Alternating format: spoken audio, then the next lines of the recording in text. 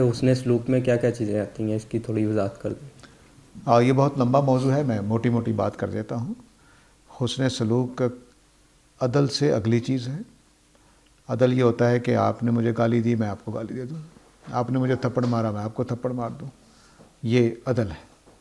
حسن سلوک کس سے آگے ہے کہ آپ نے مجھے گالی دی، میں معاف کر دوں، آپ نے مجھے برا بلا کہا، میں نے آپ کی خدمت کر دی، آپ کے ساتھ نیکی کر دی، یہ احسان ہے، حسن سلوک ہے۔ حسن سلوک والدین کے لیے فرض ہے۔ والدین کے لیے پہلا حکم عدل نہیں ہے، پہلا حکم ان کے لیے حسن سلوک ہے۔ ان کی بیماری کا خیال رکھنا، ان کے بڑھاپے کا خیال رکھنا، ان کا سہارا بننا، ان کو مشکلات میں ان کے کام آنا، ان کا احترام کرتے رہنا، یہ والدین کے ساتھ حسن سلوک ہے۔ بیمار ہوں تو ان کا علاج کروانا، کمزور ہوں تو ان کا سہارا بن جانا، ان کو کھانا دینا، ان کو پینا دینا، یہ حسن سلوک والدین۔ لوگوں کے ساتھ حسن سلوک ان کے حقوق کی بجا آوری ہے۔